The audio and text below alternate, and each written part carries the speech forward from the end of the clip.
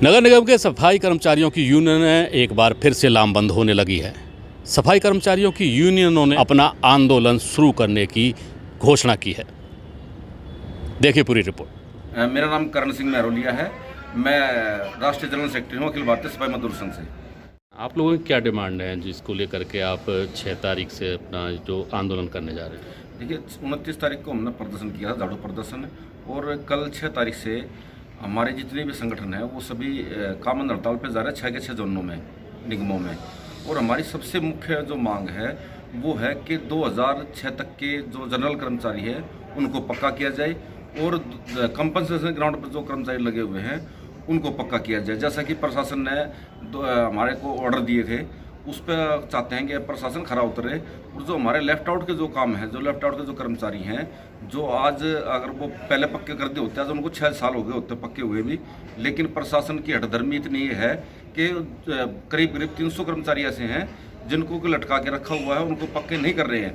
तीसरी हमारी जो मांग है कि जो हमारे सफाई कर्मचारी 2003 व 4 से पक्के माने गए हैं उनको एरियर दिया जाए, क्योंकि इन लोगों ने बीजेपी शासित एमसीडी ने हमारे कर्मचारियों के ऊपर एक काला कानून लागू कर दिया जिसका नाम है FR 17 के तहत जो सफाई कर्मचारी आते हैं उनको उनका एरियर नहीं दिया जाएगा, सिर्फ उनको प्रायोरिटी पेमेंट पर ही उनका जो एरियर दिया जाएगा।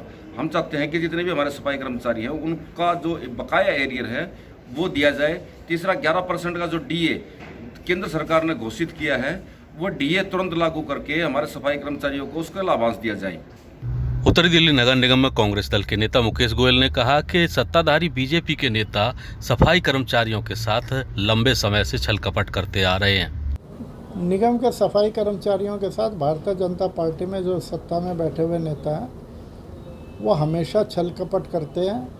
जब वो आंदोलन पर उतारू होते हैं, जब वो स्ट्राइक पे जाते हैं, उसके बाद उन्हें बहला फुसलाकर उनकी स्ट्राइक को ख़त्म करवा देते हैं। उनसे वायदे करते हैं, रिटर्न में वायदे करते हैं, लिखित वायदे करने के बाद भी उन वायदों को पूरा नहीं करते हैं, जिसकी वजह से दोबारा कर्मचारियों को फिर आंदोलन पे उतारू होना पड़ता है और हड़ताल पे जाना पड़ता है।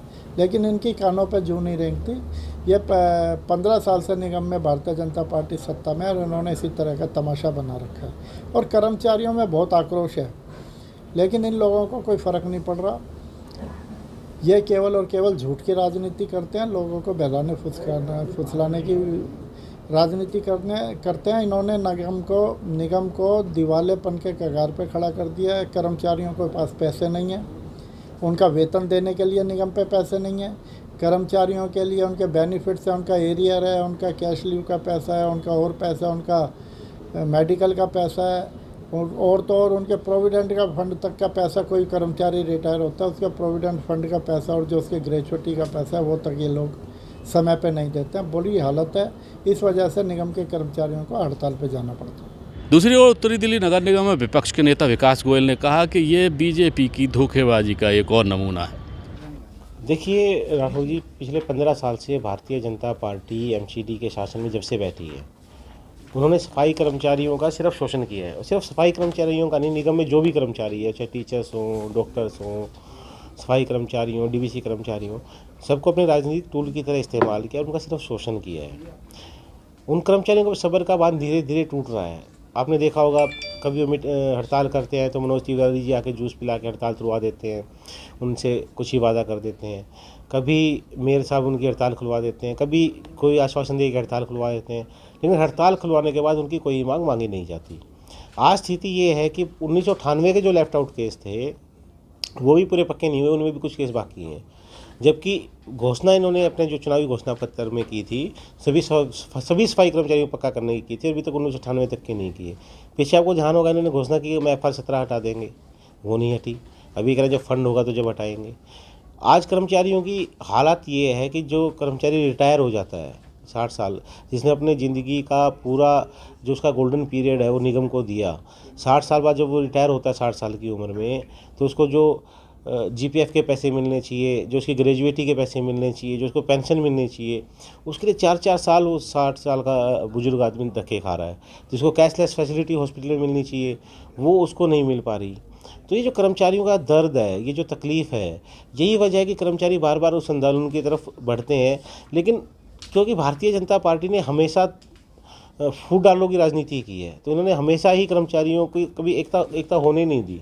उन्होंने फूट डाल के अपना आज 15 साल इन्होंने ऐसे निकाले। लेकिन अब जो मुझे महसूस हो रहा है कि धीरे धीरे कर्मचारियों में भारतीय जनता पार्टी के प्रति रोष बहुत ज़्यादा बढ़ता जा रहा है, और सिर्फ कर्मचारियों में नहीं, दिल्ली की जनता में भी आक्रोश ये देखने को मिल रहा है।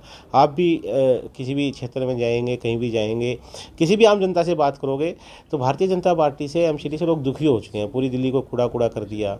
जो भी एमसीडी का काम है, कोई भी काम हो, चाहे वो प्राथमिक शिक्षा का हो, उसमें फैल रहे स्कूलों की हालत देख लो, प्राथमिक हेल्थ का हो, उसमें फैल रहे आप डिस्पेंसरीज की, हॉस्पिटल की हालत देख लो, साफ़ सफाई की तो आप हालत देख ही रहे हैं कि हर बार स्वच्छता रैंकिंग में नीचे से दूसरे तीसरे नंबर पर आते हैं। कूड़े के 3 पहाड़ खड़े कर दिए। तो जो काम इनको एमसीडी के करने चाहिए थे, भारतीय जनता पार्टी से पूरी तरह नाकाम रही है, सिवाय एक काम जो उन्होंने पूरी शिद्दत से किया, वो भ्रष्टाचार। इस मामले में उत्तरी दिल्ली के महापौर राजा इकबाल सिंह ने क्या कहा, ये भी आपको सुनवाते हैं। जो सफाई कर्मचारी हैं, एमसीडी की रीढ़ की हड्डी हैं, वो हमारे भाई हैं, हम उनके साथ हैं। हमारी यूनियन के साथ रेगुलर बातचीत चल रही है और हम यूनियन की जो डिमांड्स हैं उस पर बिल्कुल हम हामी भरते हैं कि उनका जो मेन मुद्दा था रेगुलराइजेशन का, 2003 तक हम उसको रेगुलराइज करने को तैयार हैं। फाइलें तैयार हो रही हैं। अब कुछ ही दिनों में हम घोषणा करने जा रहे हैं कि काफ़ी सारे हम स्टेप बाय स्टेप उनको रेगुलराइज कर देंगे। नहीं, आश्वासन इस बार हम नहीं देना चाह रहे, हम तो काम करना चाह रहे हैं। और हम भी उन भाइयों को कह रहे हैं कि हम आपके साथ खड़े हैं और किसी तरह की हड़ताल की ज़रूरत आपको नहीं पड़ेगी। वो हमारे साथ खुले दिल से हमारे साथ आए और हम उनका काम करके देंगे।